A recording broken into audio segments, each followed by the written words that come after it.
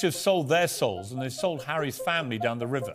It's unforgivable, and it will leave a bitter taste in the mouths of millions of people. So we can hear from those PAs, who I know at least one of them was regularly reduced to tears by the bullying from Meghan Markle. And if Meghan doesn't think she did bully, of course she can sue me, because I've said it now. Possibly am going to be sick live on the television. When the song come on, let me see you get gone.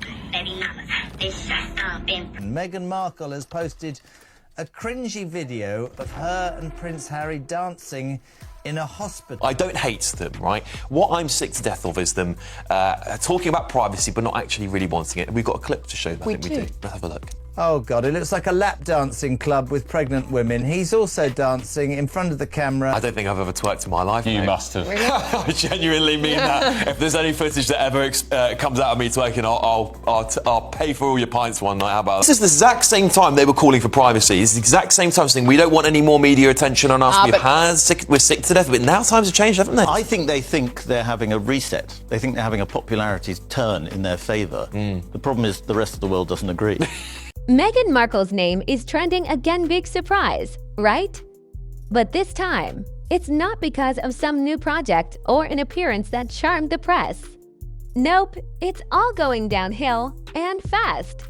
The whole saga started with a seemingly innocent Instagram video that Meghan Markle probably thought would be her power move moment. Is she ever going to get to the point where she literally looks in the mirror and goes, nobody's interested in my jam or my life, nobody likes me, shut the hell up? Instead, it blew up in her face, and not in a good way. What was supposed to be a lighthearted, fun post turned into a full-blown media circus. Studios started backing away, fans began jumping ship, and executives scrambled to make sense of the mess. Meghan's career or whatever was left of it now seems to be in a full-on meltdown. The reality is that Meghan and Harry, with their penchant for spilling royal secrets, It's like vulgar and gross. And I don't find it funny. I don't like the music. have effectively sold their souls. They've sold out not only their own image but Harry's family as well. And it's an unforgivable betrayal for many. The fallout from this could leave a bitter taste in the mouths of millions.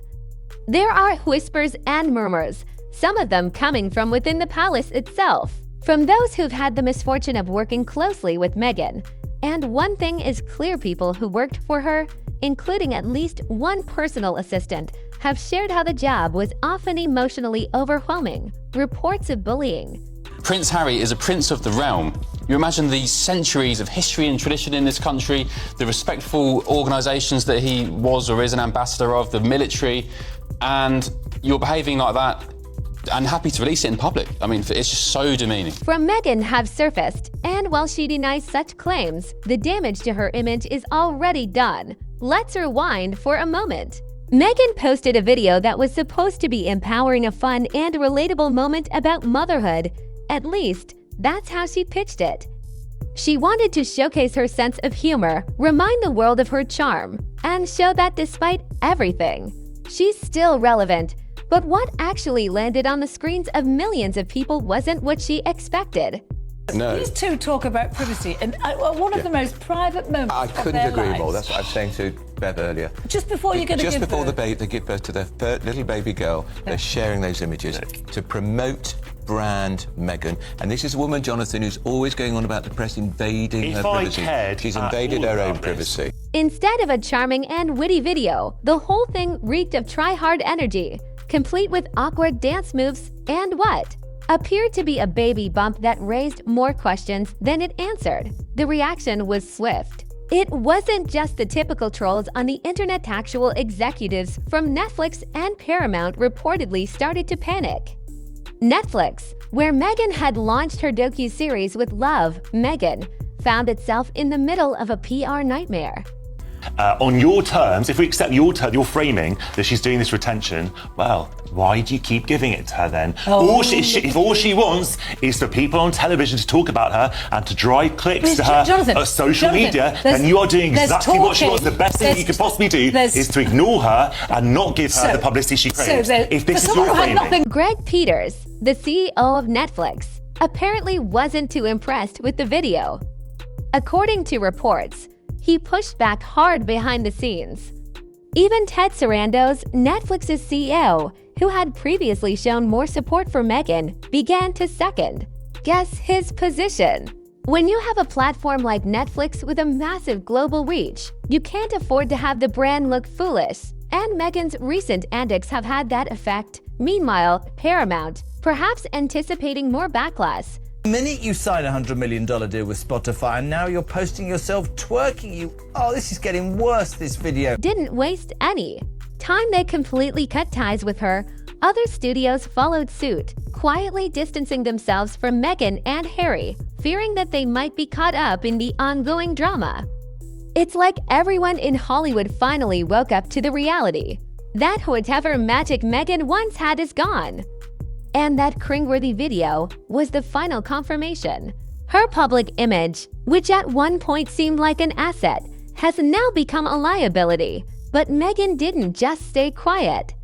True to form, she doubled down on her position. Rather than accepting the backlash with humility or attempting to adjust her approach, she came forward with a statement about the video.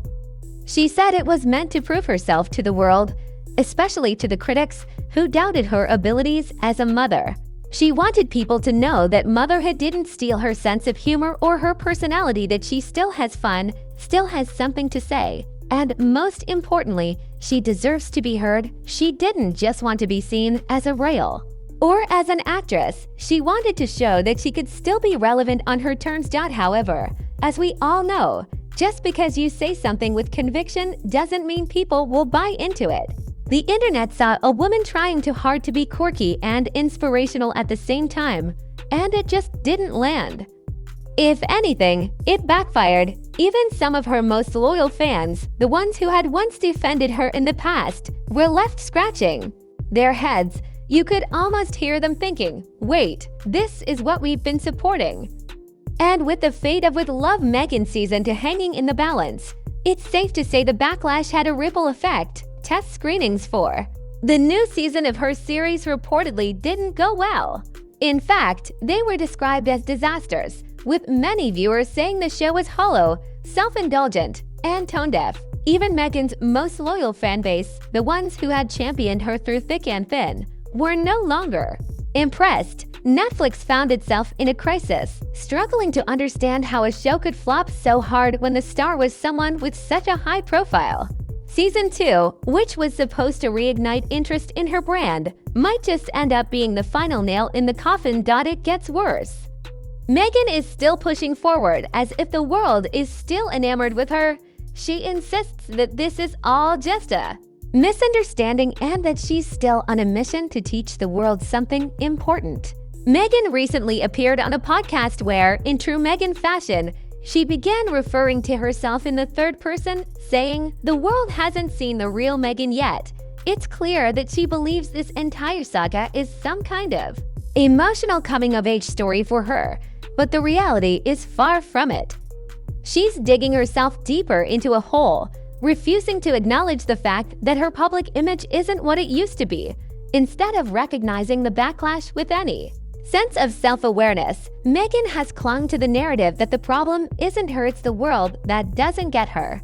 She doubled down on her belief that she's uniquely qualified to teach others how to parent properly, as if her experience with a team of nannies, media handlers, and a gated mansion somehow made her a credible source of advice for parents struggling to juggle multiple jobs and school runs. Meghan's message may have landed better if it had been remotely relatable, but it didn't. Instead, it came off as self-absorbed, disconnected, and tone-deaf.